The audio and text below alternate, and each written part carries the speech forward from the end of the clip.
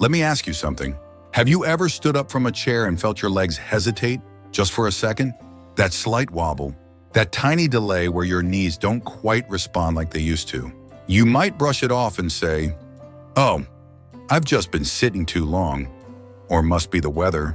But deep down, there's that quiet voice saying, "Something's changing." I remember the first time it happened to me. I was getting out of my recliner to grab the mail. Nothing special, just a regular Tuesday. But my legs felt slow, not painful, not weak, just not there for me the way they always were. And that scared me more than I'd like to admit. Because we don't just use our legs to walk, we use them to stay independent, to climb stairs, carry groceries, dance with a grandkid, or catch ourselves if we trip over the dog. So when our legs begin to lose strength, it's not just about balance. It's about dignity. It's about freedom. Now, I'm not here to scare you. I'm here because I've seen what happens when we don't talk about this. When we ignore that early stiffness, that fatigue after standing too long, that fear of falling. And I've seen what happens when we take action early. Let me tell you, it makes all the difference. In today's episode, we're going to uncover why your legs may be getting weaker after 60, even if you're generally healthy. 3 simple exercises that take just a few minutes a day, but can restore strength, balance, and confidence. And a real story from someone who went from needing help to stand to walking strong again without support. If you've ever worried about slowing down, if you've ever held on to a handrail a little tighter, this one's for you. And here's the best part. You can start making a change today. No equipment, no gym, no fancy gear, just your body, your time, and the belief that it's never too late to take care of yourself. Let's get into it. It doesn't happen overnight, but one day you wake up and realize your legs just aren't what they used to be.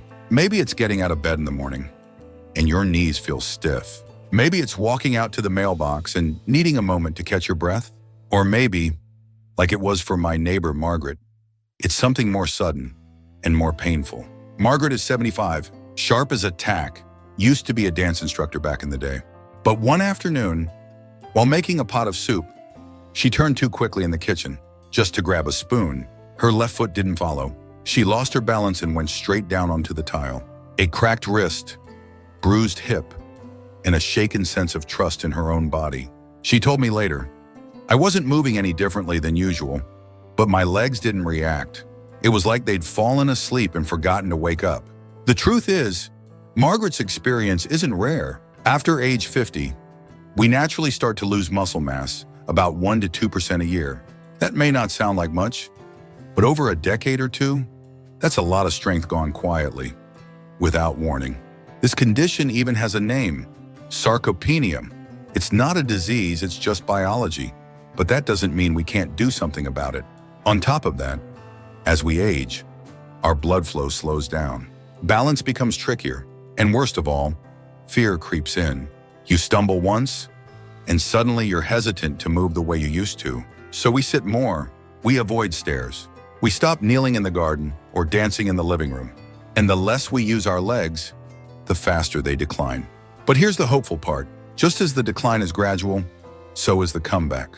You don't need to become an athlete. You just need to give your legs a reason to trust you again. And that's exactly what we're about to do. Coming up next, I'll show you the first exercise that can rebuild strength in your legs, starting with the one motion you do every single day, standing up from a chair. But before we go on, let me ask you, have you ever had a moment like Margaret's? A slip, a stumble, a scare that made you rethink how strong your legs really are? If so, comment "I've been there" below. I'd love to know I'm not alone. You've done it thousands of times, but doing it on purpose, slowly, with control, might just be the key to keeping your independence. I'm talking about the sit to stand. Sounds simple, right? It is, but don't underestimate its power. Here's how it works. Find a sturdy chair, preferably one with arms. Sit down with your feet flat on the floor, about hip width apart. Cross your arms over your chest if you're comfortable, or lightly hold the armrests. Then Mara, slowly stand up, no rushing, pause, and then gently lower yourself back down. That's one. Do it 10 times every morning. And if 10 is too much, start with 5, even 3. It's not about pushing to exhaustion. It's about waking up the muscles in your thighs, your knees, your core. You know, I've got a friend, Frank, 81 years old, Vietnam vet, used to be sharp on the lanes. Bowling was his thing. But last winter, he told me he avoided going because he couldn't stand up from his recliner without rocking back and forth like a toddler trying to find balance. He laughed about it at first, but you could hear the frustration in his voice. So, he started with this one exercise. Every morning, after his coffee, he did sit to stands. 5 at first, then 8, then 10. 2 months later, he stood up from a bench at the bowling alley, picked up his ball, and bowled a strike. He told me, it wasn't just my legs, it was my confidence that came back. That's what we're building here, not just muscle, but momentum. Before we move on, let me ask you, how do you feel when you stand up from a chair? Do you notice a little struggle? A bit more effort than before? Comment standing strong below if you're ready to take that control back, one sit to stand at a time. You might not think about your calves very often, but the strength in those lower leg muscles, that might just be what keeps you upright or sends you to the floor. Your calves act like shock absorbers and stabilizers. They help you balance, push off when walking, and react quickly if you start to trip. When they weaken, everything else feels less steady. That's where the heel raise comes in. Here's how to do it. Stand behind a sturdy chair or countertop, somewhere you can lightly hold on for balance. Feet shoulder width apart.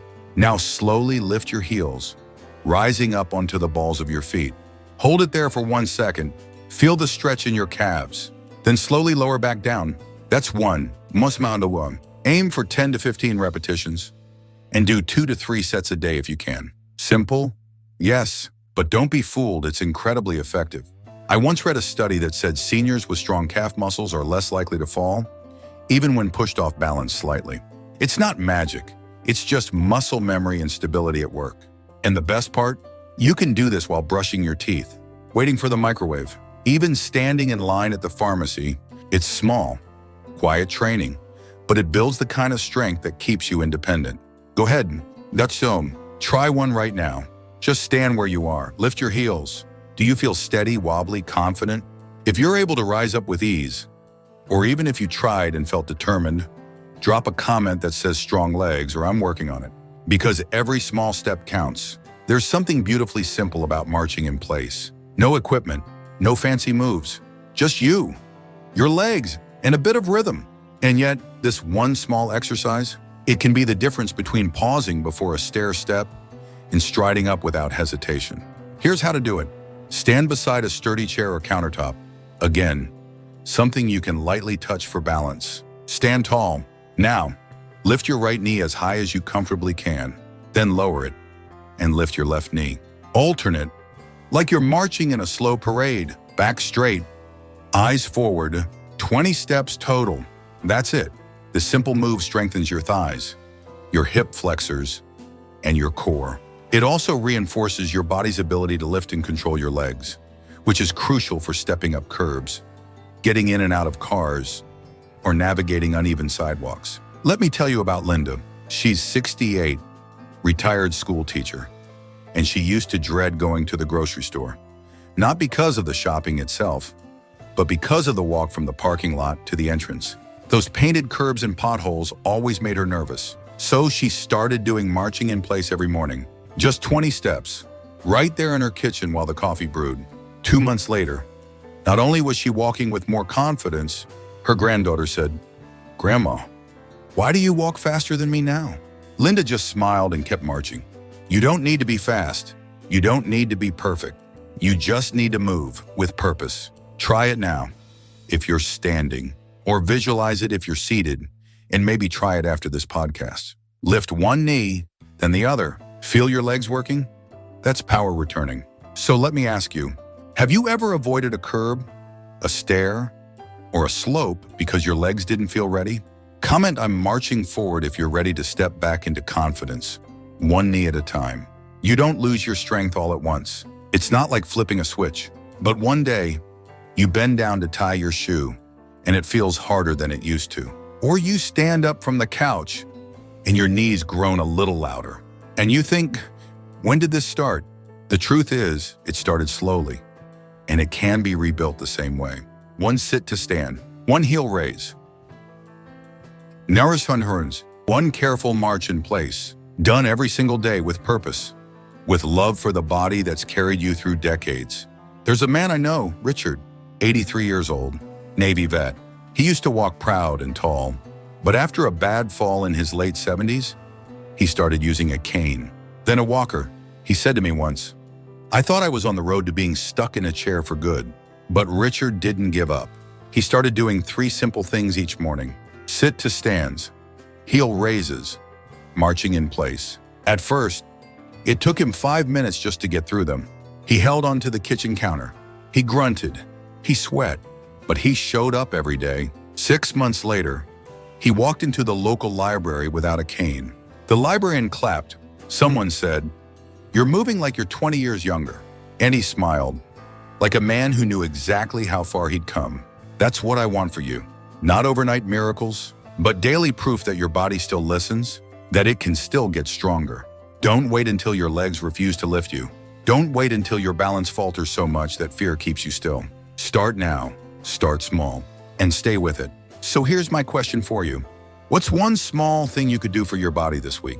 Comment "I'm starting today" if you're ready to take that first step towards strength. Let's bring it all together. Weak legs aren't just a part of getting older. They're a signal, a quiet whisper from your body saying, "Please help me stay strong." And here's the good news. You don't need fancy machines. You don't need to join a gym. You don't even need to leave your home. You just need a chair, a little time in the morning, and the belief that your strength is worth fighting for. Sit to stand, heel raises, marching in place. 3 simple movements, 3 minutes a day, and the potential to change everything: your balance, your energy, your independence. Remember what we've talked about. Leg weakness is not just a normal part of aging. It's a call to act. These 3 exercises can boost your mobility and your confidence. And most importantly, you don't need special equipment, just consistency and the belief that you deserve to feel strong. Because you do. You deserve to walk across the room without fear. You deserve to feel steady on your feet. You deserve to wake up knowing your body is working with you, not against you. Every strong step you'll take tomorrow starts with one small movement today. So, if you're trying one of these exercises, I'd love to know. Comment "I'm starting today" so I can cheer you on. And if you've got a story of challenge or of triumph, please share it. We're building something here, together, a space where strength isn't just physical, it's emotional, it's human, and it's real. Now, don't forget, in the next video, I'll be talking about 7 fruits that seem healthy, but might be doing more harm than good for folks over 60.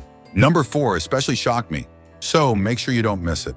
Take care of those legs today, because they're carrying you toward a stronger tomorrow.